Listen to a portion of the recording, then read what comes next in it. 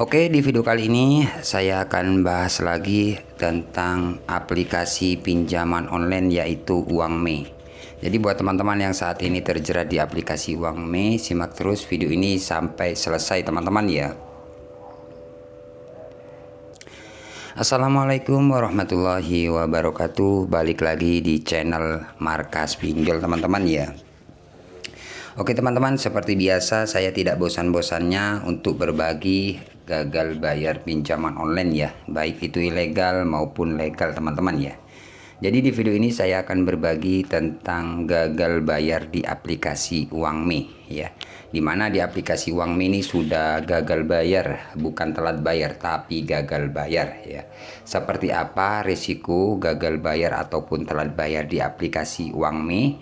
Buat teman-teman tonton terus sampai selesai agar teman-teman yang saat ini terjerat di aplikasi Uangme tidak terlalu panik dan ketakutan. Oke, seperti biasa ya, sebelum kita lanjut ke pembahasannya, buat teman-teman yang belum subscribe ke channel ini, jangan lupa tekan tombol subscribe-nya teman-teman ya, agar kalian tidak ketinggalan info terbaru dari channel Markas Pinjol. Oke, tanpa lama-lama langsung saja. Yang pertama seperti biasa kita buka aplikasi terlebih dahulu.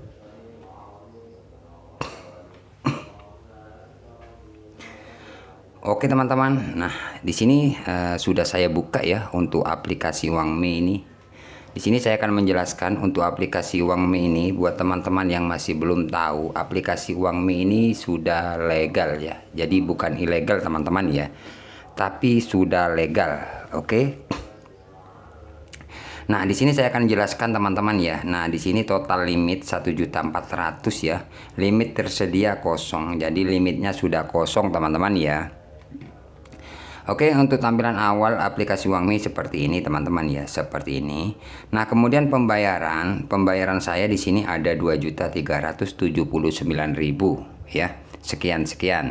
Nah, kemudian 312 hari lewat jatuh tempo ya. Kalau 312 hari itu artinya sudah 10 bulan lebih ya kalau kita hitung ya. Kurang lebih 10 bulan lebih ya, seperti itu teman-teman ya. Jadi sudah lewat ataupun gagal bayar di aplikasi Uangme ini sudah 10 bulan. Oke, kemudian di sini ada bayar ulang. Jadi suruh bayar, kita cek ya. Jumlah pembayaran 2.379.000 ya. Jadi hutang keseluruhan itu 2.379.000 teman-teman ya.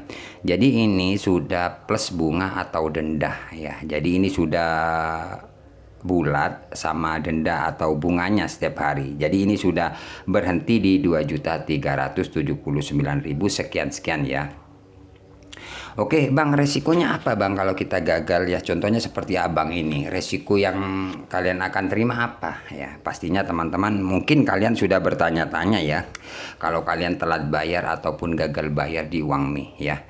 Di sini saya akan menjelaskan untuk resiko yang pertama untuk gagal bayar di Uangme ini. Yang pertama seperti biasa kalian akan ditelepon di WA itu setiap hari kalau teman-teman masih telat 2 minggu 3 minggu.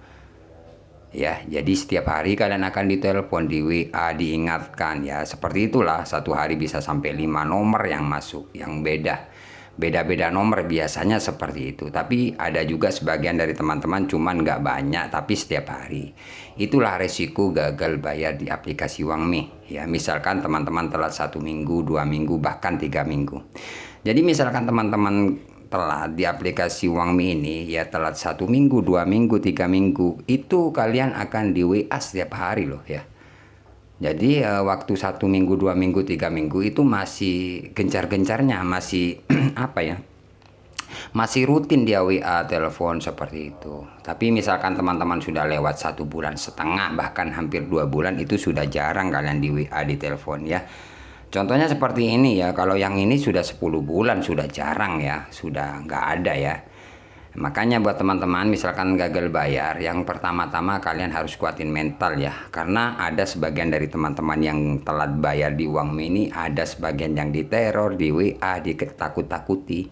Seperti itulah risikonya. Sebenarnya kalau kalian telat bayar di pinjaman online apapun memang seperti itu. Kalian pastinya diteror ya. Apalagi kalian nggak pernah respon, biasanya semakin diteror.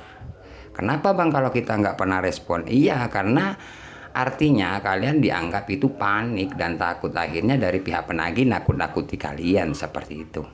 Kalau saran saya, misalkan ada WA kayak apapun, kalian nggak usah takut. Balas aja apapun pertanyaan dari pihak penagih. Kalian balas, iya pak masih belum ada dana. Iya pak masih cari dana. Ada telepon pun juga seperti itu. Ada telepon kalian angkat apa adanya ya.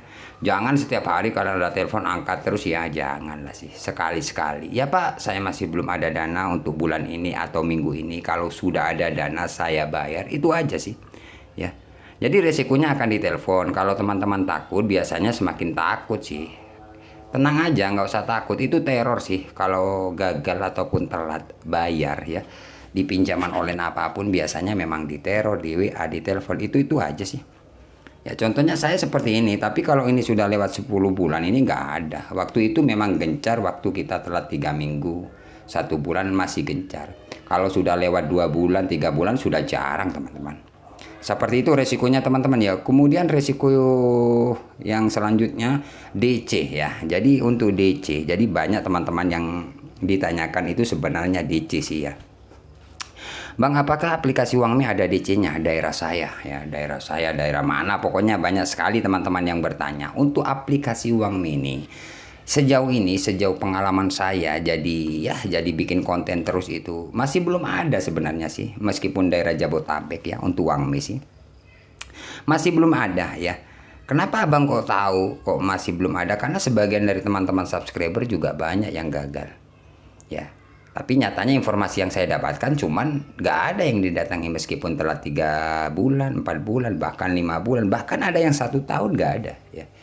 Jadi di video ini, di konten saya itu selalu berbagi ya, berbagi pengalaman ya dari subscriber saya, dari pengalaman saya pribadi gitu. Makanya saya sering menginformasikan buat teman-teman ya. Gagal di pinjaman online selalu saya update biar teman-teman tidak terlalu takut ya. Kalau saya pribadi nggak pernah panik, nggak pernah takut. Kayak apapun WA, telepon, saya nggak pernah takut karena memang apa adanya. Kalau dia ada DC-nya, saya persilahkan datang ke rumah. Teman-teman cuman takutnya itu ya takut dari pikiran kalian sendiri sebenarnya. Gimana ya kalau ada DC-nya, gimana kalau gini. Jadi berandai-andai, janganlah ya. Hadapi semua masalah, pasti ada solusi kok. Ya, karena yang gagal bayar itu bukan kalian saja. Di Indonesia ini banyak banget yang main pinjol, banyak, bahkan panik. Jadi saran saya kalian hadapi aja ya. Jalani apa adanya, gak usah terlalu takut. Yang pertama-tama saran saya, kalian harus kuat mental ya. Mental kalian harus kuat karena apa? Kalian akan ditelepon di WA itu ya. Dan yang kedua, kalian kalau ada WA kayak apapun, kalian kalau kalian berani, kalian respon. Ya, sesekali respon. Kenapa saya bilang respon? Karena kalau orang nggak pernah respon itu ketahuan kalau kalian takut dan panik. Akhirnya dari pihak pinjol meneror kalian tiap hari, nggak henti-henti seperti itu. Karena kalian sudah dianggap panik dan takut. Makanya kalau pinjol kita berani, dari pihak pinjolnya itu takut. Contohnya kayak di video-video saya nggak pernah takut. Bahkan saya yang neror pihak DC yang sering teror itu, yang bikin ulah. Akhirnya dia yang ketakutan karena saya nggak pernah panik meskipun diteror kayak apapun. Jadi seperti itulah teman-teman ya, lebih berani lebih bagus. Misalkan teman-teman, intinya dari video ini kalian nggak usah panik, nggak usah takut resikonya diteror. Kalau untuk DC lapangan aman sejauh ini. Misalkan suatu saat nanti didatangi, tetap saya infokan buat teman-teman seperti itu ya. Jadi aman teman-teman ya. Oke, semoga video ini bermanfaat. Tunggu video-video selanjutnya dari channel saya. Saya akhiri untuk video kali ini. Assalamualaikum warahmatullahi wabarakatuh.